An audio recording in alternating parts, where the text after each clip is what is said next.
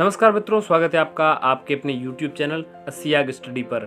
आज की इस वीडियो में हम एब्स्ट्रैक्ट अलजेब्रा यानी कि अमूर्त बीजगणित में एक और टॉपिक को लेके आए हैं। ये टॉपिक भी ग्रुप थ्योरी से संबंधित है। आज का टॉपिक है नॉर्मल सब ग्रुप किसे कहते हैं, हम जानने वाले हैं। नॉर्मल सब ग्रुप को मैं आपको बता दूं, हिंदी में प्रसामान्य उपग्रुप भी कहते हैं और विशिष्ट उपग्रुप भी कहते हैं। आप जो चाहें इसके लिए उपयोग में ले सकते हैं।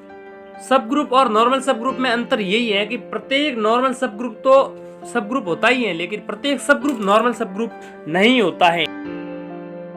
वैसे नॉर्मल का अर्थ होता है सामान्य, इसलिए इसको प्रसामान्य उपग्रुप कहते हैं, जबकि नॉर्मल सब ग्रुप का प्रचलित हिंदी अर्थ होता है विशिष्ट उपग्रुप, इसलिए इसका विशिष्ट उपग्रुप नाम प्रचलित नाम है। आज की इस वीडियो में सबसे पहले हम जानेंगे नॉर्मल सब ग्रुप यानी प्रसामान्य उपग्रुप की परिभाषा, उसके बाद इसका नोटेशन किस प्रकार से किया जाता है ये जानेंगे, और इसके साथ साथ हम जानेंगे नॉर्मल सब ग्रुप को प्रसामान्य उपग्रुप कहते हैं, विशिष्ट उपग्रुप कहते हैं। इसके साथ साथ दो और नाम भी इसके हैं, वो भी हम आपको बताएंगे, और इसके साथ साथ आज की इस वीडियो में इसका एक महत्वपूर्ण उदाहरण भी हम बताने वाले हैं, और इससे संबंधित दो और महत्वपूर्ण परिभाषाएं भी आपको बताएंगे। तो बने रहिए आज की वीडियो में अंत तक और जान लीजिए ये सारी चीजें। चलिए आज की वीडियो को शुभारंभ करते हैं। सबसे पहले हम जान लेते हैं इसकी डेफिनेशन यानी परिभाषा। किसी ग्रुप जी का, हमारे पास एक ग्रुप होगा ग्रुप जी, कोई भी एक सेट होगा जी जो ग्रुप की सारी प्रॉपर्टीज का पालन कर रहा है, इसलिए इसको हम ग्रुप कह रहे हैं। ठीक है, कोई भी हमारे पास ग्रुप जी है और इसका कोई एक उप ग्रुप हमारे पास होता है। ठीक है, सबसे पहले तो आपको जानना जरूरी है कि किसी भी ग्रुप का उप ग्रुप क्या होता है। यदि आपको नहीं पता है तो पिछले वीडियोस में हमने इसको विस्तृत रूप में उदाहरण के साथ भी जाना है। ठीक है, तो उन वीडियोस को देखने के लिए आप आई बटन में चेक कर सकते हैं, आपको पूरा सब ग्रुप से रिलेटेड प्लेलिस्ट का लिंक मिल गया है। ठीक है, उस प्लेलिस्ट में आपको उसकी परिभाषा तो मिलेगी, साथ साथ उससे रिलेटेड सारी थ्योरम्स भी मिल जाएंगी। ठीक है, और यदि आप डिस्क्रिप्शन में जाकर देखना चाहते हैं तो नीचे वीडियोज आपको मिल जाएंगी। ठीक है, तो सबसे पहले आपको उप ग्रुप यानी कि सब ग्रुप किसे कहते हैं ये जानना जरूरी है। तो कोई भी हमारे पास एक ग्रुप जी है और उसका कोई भी एक उप ग्रुप है जिसको हम नाम दे रहे हैं एन।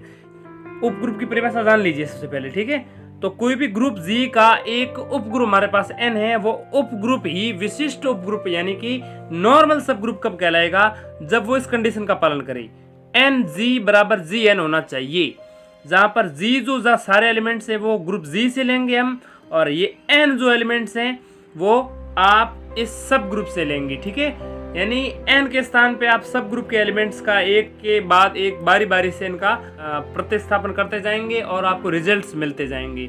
अभी हम इसको एक उदाहरण की सहायता से भी समझेंगे कि किस प्रकार से रिजल्ट मिलते हैं। ठीक है, तो एक तो परिभाषा है इसकी ये, इसके स्थान पे आप इस परिभाषा को भी आप अपने एग्जाम में लिख सकते हैं, आपको उतने ही नंबर मिलेंगे। ठीक है, दोनों ही परिभाषाएं ऑथेंटिक हैं और दोनों ही परिभाषाएं किसी एक पुस्तक से मैंने उठाई है। ठीक है, किसी ग्रुप जी का कोई उप ग्रुप एन, ऊपर वाली जिस तरह की परिभाषा ठीक इसी तरह की पहली लाइन यही है कि कोई भी ग्रुप जी है हमारे पास, उसका कोई भी उप ग्रुप होगा जिसका नाम दे रहे हैं एन, यानी ग्रुप जी का उप ग्रुप एन है, वो एन विशिष्ट उप ग्रुप कब कहलाता है, जब ग्रुप जी से जो एलिमेंट्स आप जी ले रहे हैं वो और ग्रुप जी के सब ग्रुप एन से आप एक्स एलिमेंट्स लेंगे, इनके अलग अलग एलिमेंट्स का आप इस तरह से रिजल्ट निकालेंगे, यानी कि जी एक्स जी इनवर्स निकालेंगे।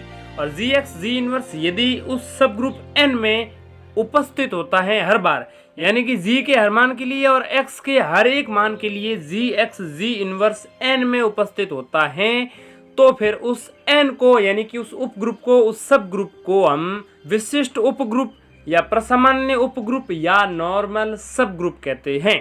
तो इस प्रकार आप इन दोनों परिभाषा में से जो परिभाषा आपको सबसे उचित लगे वो याद रख सकते हैं और परीक्षा में उस तरह से लिख सकते हैं। तो पहली परिभाषा तो क्या थी, ग्रुप जी है, उसका कोई भी एक उप ग्रुप एन है, एन के एलिमेंट्स लेंगे और जी के एलिमेंट्स लेंगे और आप इनके देखेंगे क्रम बदल के गुणा करके, और हर बार इनके हर एलिमेंट के लिए यानी कि हर एन के लिए हर जी के लिए इस प्रकार से आएगा, जहाँ पे जी ग्रुप जी के एलिमेंट्स हैं और एन आप एन से लेंगे। तो इस तरह का रिजल्ट यदि आपको हर बार मिले तो उस उप ग्रुप को हम कहते हैं विशिष्ट उप ग्रुप यानी नॉर्मल सब ग्रुप। ठीक है, और या फिर दूसरी कंडीशन का पालन होना चाहिए जहाँ पे हमने ग्रुप जी से एलिमेंट्स लिए हैं जी और सब ग्रुप एन से जो एलिमेंट्स लिए उन्हें एक्स नाम दे रहे हैं, यानी कि जी एक्स जी इनवर्स का अस्तित्व हर बार एन में होना चाहिए।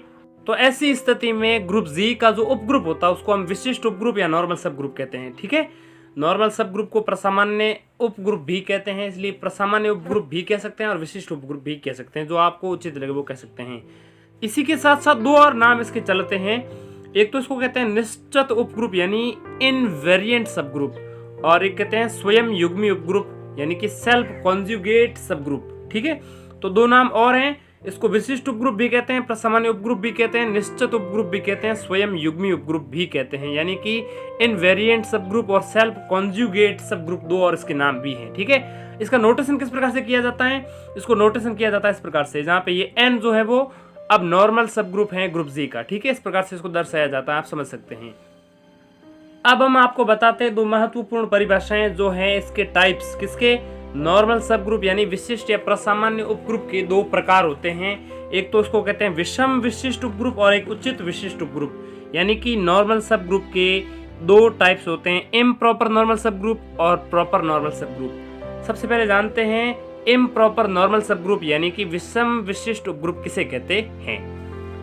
विशिष्ट उपग्रुप या प्रसामान्य उपग्रुप की परिभाषा से स्पष्ट है कि जी के कम से कम दो विशिष्ट यानी प्रसामान्य उपग्रुप अवश्य होते हैं, अर्थात हर ग्रुप में, प्रत्येक ग्रुप में ऐसे दो सब ग्रुप अवश्य होते हैं जो हर बार नॉर्मल सब ग्रुप वाली कंडीशंस का पालन करते हैं। एक तो होता है ग्रुप जी का स्वयं सब ग्रुप जो होता है, जी स्वयं जो नॉर्मल सब ग्रुप वाली कंडीशंस का पालन करता ही है, और एक होता है ग्रुप जी का आइडेंटिटी एलिमेंट वाला सब ग्रुप। तो हर ग्रुप में ये दोनों सब ग्रुप अवश्य होते ही हैं, इसलिए इन्हें विषम विशिष्ट उपग्रुप कहते हैं, यानी कि इम्प्रॉपर नॉर्मल सब ग्रुप्स हैं ये। एक तो ग्रुप जी का स्वयं नॉर्मल सब ग्रुप जी खुद बन रहा है, और दूसरा आइडेंटिटी एलिमेंट वाला सब ग्रुप बन ही रहा है। ठीक है, इस पे ये किस प्रकार से बनते हैं अभी हम इसका एक उदाहरण भी समझेंगे अच्छे से। दूसरी परिभाषा है उचित यानी विशिष्ट उपग्रुप यानी प्रॉपर नॉर्मल सब ग्रुप किसे कहते हैं। ठीक है, तो ये दोनों तो हैं विषम यानी कि ये इम्प्रॉपर हैं, जी और ई जो दोनों उसके बन रहे हैं किसी भी ग्रुप जी के, ये दोनों नॉर्मल सब ग्रुप्स तो बनेंगे ही, इसलिए इसको इम्प्रॉपर नॉर्मल सब ग्रुप्स कहते हैं। ठीक है, जबकि जी और ई के अलावा यदि कोई और विशिष्ट सब ग्रुप बनता हो तो फिर उसको हम कहते हैं उचित विशिष्ट सब ग्रुप यानी उचित विशिष्ट उपग्रुप कहते हैं। ठीक है,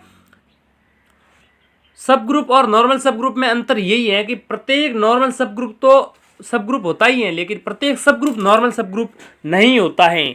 बस उसके लिए दो कंडीशंस जो मैंने आपको ऊपर बताई हैं उनका पालन होना आवश्यक है। उदाहरण ये है कि हमारे पास ग्रुप जी है, हम जानते हैं गुणा के लिए ये ग्रुप होता है 1 - 1 आयोटा एंड माइनस आयोटा, ये ग्रुप है। इस ग्रुप का एक उपग्रुप जो बना रहे हैं हम, वो 1 और -1 दो एलिमेंट्स से बना हुआ है। ठीक है, 1 और -1 ये भी गुणा के लिए ही है। ठीक है, तो 1 - 1 आयोटा माइनस आयोटा चार एलिमेंट्स का ये एक परिमित ग्रुप है, गुणात्मक ग्रुप है। इसका एक सब ग्रुप ले रहे हैं सबसे पहले 1 और -1 गुणा के लिए ही, ये उस ग्रुप जी में एक नॉर्मल सब ग्रुप होता ही है। इसको हम समझते हैं अभी क्यों होता है, क्योंकि ये इन कंडीशंस का पालन करता है, यानी कि इनके एलिमेंट्स का आप एन जी बराबर जी एन करके भी देख सकते हैं और जी एक्स जी इनवर्स भी करके देख सकते हैं, हर बार एन में होगा ही। तो यहाँ पर हम इनके एग्जाम्पल को विस्तृत रूप में देख रहे हैं। According to first definition N G बराबर जी एन आना चाहिए। ठीक है, तो एन क्या, सबसे पहले तो बता दूं आपको, ग्रुप जी जो हैं वो हैं 1 - 1 आयोटा एंड माइनस आयोटा गुणा के लिए, और एन क्या है 1 एंड -1, इनके दो एलिमेंट्स हमने ले लिए 1 और -1। ग्रुप जी के ही कोई भी एलिमेंट्स हम लेंगे, ग्रुप जी में जितने एलिमेंट्स होंगे उसमें से कुछ एलिमेंट्स या सारे एलिमेंट्स कुल मिला के जो सब सेट हम लेने वाले हैं ना, यानी कि सब ग्रुप के रूप में जिसको हम लेंगे, जिसको कि हम नॉर्मल सब ग्रुप सिद्ध करेंगे, उस सब ग्रुप में जो एलिमेंट्स होंगे वो ग्रुप जी के ही एलिमेंट्स होंगे। ठीक है, कुछ एलिमेंट्स हो सकते हैं, सारे एलिमेंट्स भी हो सकते हैं। ठीक है, ग्रुप जी स्वयं होता तो सारे एलिमेंट्स होते हैं, यानी कि ग्रुप जी का स्वयं सब ग्रुप जी तो होता ही है। तो यहाँ पर जो एलिमेंट्स हैं वो 1 - 1 आयोटा एंड माइनस आयोटा गुणा के लिए ग्रुप जी हैं, और एन जो हमने सब ग्रुप माना है 1 एंड -1 गुणा के लिए है। ठीक है, अब ये इसका जो जी है ना, ग्रुप जी का एन जो है वो नॉर्मल सब ग्रुप होता है। क्यों होता है ये कंडीशन देख लीजिए, ये कंडीशंस का पालन करता है। According to first definition N G बराबर जी एन आना चाहिए। ठीक है, सबसे पहले तो बता दूं एन क्या है 1 - 1 गुणा के साथ में। ठीक है, एन जी बराबर जी एन, यहाँ पे जी जो एलिमेंट्स है ना, जी वो ग्रुप जी के एलिमेंट्स होंगे, ग्रुप में जी में यहाँ पे 4 elements 1 -1 iota and minus iota. तो जी के स्थान पे 1 हो सकता है, -1 हो सकता है, आयोटा भी हो सकता है, माइनस आयोटा भी हो सकता है, जो ग्रुप जी में से होंगे। तो जी के स्थान पे 1 भी रखेंगे, -1 भी रखेंगे, आयोटा भी रखेंगे और माइनस आयोटा भी अलग अलग रख के हम देखेंगे। एन जी बराबर जी एन आना चाहिए।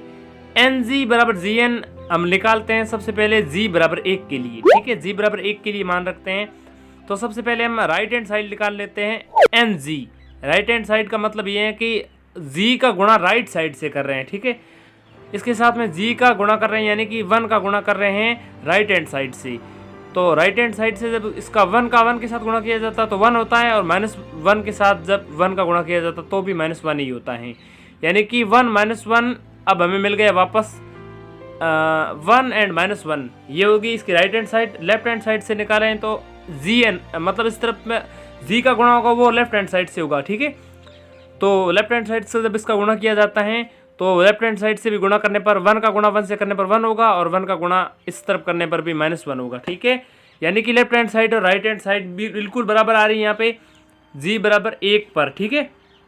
जी बराबर जिस प्रकार से एक पर बराबर आई उसी प्रकार से जी बराबर -1 भी बराबर आएगी। एन जी बराबर जी एन या फिर जी एन बराबर एन जी, आप कुछ भी लिख सकते हैं। तो सबसे पहले हम देखते हैं जी एन निकालना, जो कि लेफ्ट हैंड साइड होगी, ठीक है। लेफ्ट हैंड साइड निकालें तो 1 -1 का गुणा होगा इस बार जी के स्थान पे -1 है, क्योंकि जी के स्थान पे 1 -1 आयोटा एंड माइनस आयोटा चारों हैं, ठीक है।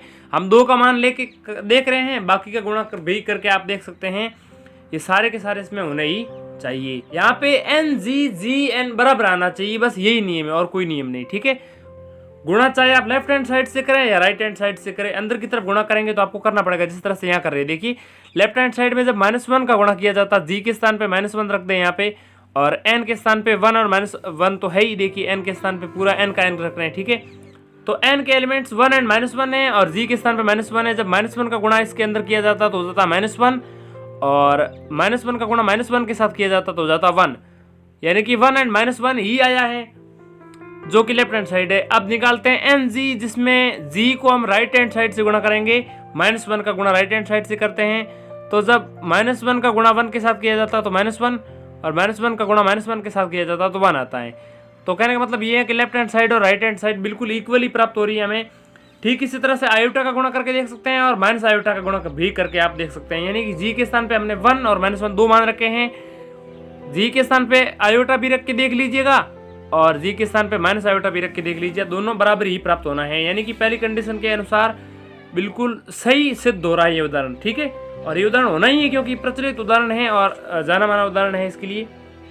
दूसरी डेफिनेशन के अनुसार जी एक्स जी इनवर्स का अस्तित्व एन में होना चाहिए, यानी कि आप अब की बार पूरा एन का एन नहीं उठाएंगे बल्कि एन के एलिमेंट्स उठाएंगे। दूसरी कंडीशन में हम देखिए जी जो ले रहे हैं, दूसरी परिभाषा के अनुसार यहाँ पे जी एक्स जी इनवर्स का अस्तित्व हर बार एन में होना चाहिए, जहाँ पे जी जो है वो ग्रुप जी के एलिमेंट्स ले रहे हैं और एक्स जो है वो सब ग्रुप एन के एलिमेंट्स ले रहे हैं। तो जी क्या है 1 -1 आयोटा एंड माइनस आयोटा, और एक्स के स्थान पे हम क्या लेंगे 1 एंड -1 दो मान हैं हमारे। तो यहाँ पे हमें ये कंडीशंस क्या क्या प्राप्त होनी चाहिए। एक बार हम जी का कोई मान उठाएंगे और उसके लिए इसके साथ में एक्स का कोई मान उठाएंगे और देखेंगे कि उससे जी एक्स जी इनवर्स जो प्राप्त हो रहा है क्या वो एन में है। यानी कि हर बार जी एक्स जी इनवर्स जो प्राप्त होगा उसके लिए जो मान प्राप्त होगा, जो रिजल्ट प्राप्त होगा, वो रिजल्ट का मान जो प्राप्त हो रहा है वो एन में होना ही चाहिए। यानी कि या तो मान प्राप्त होगा 1 या होगा -1, इन दोनों के अलावा कुछ हो ही नहीं सकता, क्योंकि हर बार n में होना चाहिए। मतलब 1 एंड -1 दोनों में से कुछ ना कुछ होना ही चाहिए, नहीं तो n में कैसे होगा। n में दो एलिमेंट्स ही हैं, तो n में ये दो एलिमेंट्स हैं। कहने का मतलब ये है कि आप g के स्थान पे कुछ भी मान रखें चारों में से, x के स्थान पे इन दोनों में से कुछ भी मान रखें, जी एक्स जी इनवर्स जो प्राप्त होगा हमें वो हर बार 1 और -1 ही होना चाहिए, क्योंकि n में होना चाहिए, मतलब 1 एंड -1 ही होना चाहिए। ठीक है, अब करके देखते हैं। सबसे पहले हम g को 1 उठा रहे हैं और x को भी 1 उठा रहे हैं। तो g बराबर 1 है, x बराबर 1 है, इसके लिए जी एक्स जी इनवर्स देखते हैं। g के स्थान पे 1 रख दीजिए, x के स्थान पे 1 रख दीजिए, और जी इनवर्स का मतलब है 1/g, क्योंकि गुणा के लिए 1 ही लिखते हैं हम किसी भी इनवर्स को। ठीक है, तो गुणा करके देखिए, इससे मान आएगा 1, जो कि n में पड़ा है, क्योंकि n में क्या क्या है 1 और -1। ठीक है, दोनों में से कुछ भी आए तो वो n में होगा ही। अब g बराबर 1 और x बराबर 1 के लिए तो ठीक है, g के हर मान के लिए और x के हर मान के लिए ऐसा होना चाहिए। तब हम कहते हैं कि जो सब ग्रुप जो हमने माना है n, वह ग्रुप जी का नॉर्मल सब ग्रुप है। ठीक है, अब देखिए जी बराबर -1 रख के देखते हैं, एक्स बराबर 1 रख के देखते हैं। ठीक है, यहाँ पे जी बराबर -1 जब रखते हैं तो -1 एक्स के स्थान पे 1 और जी इनवर्स के स्थान पे क्या हो जाएगा 1/-1। यहाँ पर भी क्या प्राप्त हो रहा है 1 प्राप्त हो रहा है, जो कि n में पड़ा है। इसी प्रकार से g बराबर -1 रखा जा सकता है और x बराबर भी -1 रख सकते हैं, यानी कि g और x दोनों में -1 इस बार है, x के लिए -1 है और g के लिए भी -1 है। तो x बराबर -1 और g बराबर -1 के लिए g इनवर्स का जो मान निकलेगा g -1 है, x भी -1 है और g इनवर्स क्या हो जाएगा 1/-1। यहाँ पे माइनस माइनस माइनस 3 बार आया, इसका मतलब रिजल्ट हमेशा माइनस में होगा, यानी कि -1 प्राप्त हो रहा है। जो कहने का मतलब ये है कि जी इनवर्स का जो मान है वो 1 या -1 दोनों में से कुछ आना चाहिए, तब हम कह सकते हैं कि सब ग्रुप n में इसका मान है। ठीक है, अब हम देखते हैं जी बराबर आयोटा रखकर और x बराबर 1 रखकर। ठीक है, तब जी इनवर्स का मान निकाल के देखते हैं। जी के स्थान पे आयोटा रख दीजिए, x के स्थान पे 1 रख दीजिए और जी इनवर्स का मतलब होगा 1/आयोटा, क्योंकि गुणा के लिए 1 ही इनवर्स होता है। अब हमारे सामने सवाल ये कि 1/आयोटा ग्रुप जी में कहाँ है। 1/आयोटा तो है ही नहीं, ग्रुप जी में तो 4 एलिमेंट्स ही हैं। 1/आयोटा ग्रुप जी में होना चाहिए। तब मैं आपको बता दूं 1/आयोटा का मान हम -आयोटा लिख सकते हैं। कैसे लिख सकते हैं, अब हरों का परिमेयीकरण करेंगे तो ऊपर भी आयोटा से गुणा, नीचे भी आयोटा से गुणा, ऊपर हो जाएगा आयोटा, बटे में हो जाएगा आयोटा स्क्वायर, हो जाएगा कितना आयोटा/-1 यानी कि -आयोटा, यानी कि 1/आयोटा लिखो या -आयोटा लिखो एक ही बात है, यानी कि 1/आयोटा जो है उसके स्थान पे -आयोटा कह सकते हैं। यानी कि आयोटा का प्रतिलोमी अवयव क्या है, 1/आयोटा लिखो या -आयोटा लिखो एक ही बात है। तो मैं यूं लिख सकता हूं कि जी इनवर्स है, यानी कि जी के स्थान पे आयोटा, x के स्थान पे 1 और जी इनवर्स के स्थान पे -आयोटा। ठीक है, और यहाँ पे आयोटा का गुणा हो जाएगा आयोटा स्क्वायर और माइनस है ही, इसलिए -आयोटा स्क्वायर, और -आयोटा स्क्वायर का मतलब होता है 1, क्योंकि आयोटा स्क्वायर का मान ऑलरेडी -1 होता है और माइनस तो पड़ा ही है। माइनस और -1 का गुणा क्या हो जाएगा +1, यानी कि 1 आया फिर से, और वो भी n में पड़ा ही है, क्योंकि n में कौन कौन से एलिमेंट्स हैं 1 और -1 दो एलिमेंट्स हैं। n हमने क्या माना है, n हमने एक सब ग्रुप माना है ग्रुप जी का। ठीक है, इसी तरह से आप g बराबर आयोटा रख सकते हैं, x बराबर 1 रख सकते हैं। इसी तरह से g बराबर -आयोटा और x बराबर 1 के साथ कर सकते हैं, g बराबर -आयोटा और x बराबर -1 के साथ भी ट्राई कर सकते हैं। हर बार रिजल्ट या तो 1 होगा या -1 होगा, और जो कि ऑलरेडी n में पड़ा ही है, इसलिए हम कह सकते हैं g बराबर 1 -1 आयोटा एंड -आयोटा गुणा के लिए एक ग्रुप है और उसका सब ग्रुप h है 1 एंड -1 एलिमेंट्स के साथ, यानी कि इसके दो एलिमेंट्स 1 एंड -1 का जो हम सब ग्रुप बनाते हैं गुणा के लिए ही, वह ग्रुप जी में एक नॉर्मल सब ग्रुप होता है। ठीक है, अब आपको मैं एक महत्वपूर्ण परिभाषा जाते जाते और बताना चाहूंगा, और आज की महत्वपूर्ण परिभाषा यहाँ पीछे लिखी हुई है। क्या है, देखिए सरल ग्रुप किसे कहते हैं। अब देखिए सरल ग्रुप किसे कहते हैं, जाते जाते इसकी परिभाषा जान लीजिए। सिंपल ग्रुप क्या होता है, यदि किसी ग्रुप का कोई भी उचित विशिष्ट सब ग्रुप मैंने बीच में लिखना भूल गया, इसलिए मैंने छोटा सा इसको शॉर्ट में लिखा HG। ठीक है, आप समझ लीजिएगा। यदि किसी ग्रुप का कोई भी ग्रुप है हमारे पास, उसका कोई भी उचित यानी कि प्रॉपर सब ग्रुप नहीं होता है। प्रॉपर का मतलब है कि एक स्वयं जी होता ही है और ई होता ही है, तो जी और ई के अलावा कोई और ऐसा होना चाहिए जो इस प्रकार से हो, जैसा कि अभी मैंने उदाहरण में समझा। ठीक है, तो जी और ई के अलावा यहाँ पे ऐसा कोई भी एक सब ग्रुप होना चाहिए, नॉर्मल सब ग्रुप होना ही चाहिए। यदि नॉर्मल सब ग्रुप नहीं होता है तो वह ग्रुप सरल ग्रुप कहलाता है, अर्थात जी और ई के अलावा ग्रुप में कोई और एक विशिष्ट उपग्रुप नहीं होता है। किसमें, सरल ग्रुप के अंदर क्या होता है, जी और ई के अलावा और कोई विशिष्ट उपग्रुप नहीं होता है, यानी कि नॉर्मल सब ग्रुप उसमें उपस्थित नहीं होता है। नॉर्मल सब ग्रुप उपस्थित होना चाहिए, नहीं तो फिर उस ग्रुप को, यानी कि जो कोई भी ग्रुप होगा उस ग्रुप को ही हम सिंपल ग्रुप कहते हैं।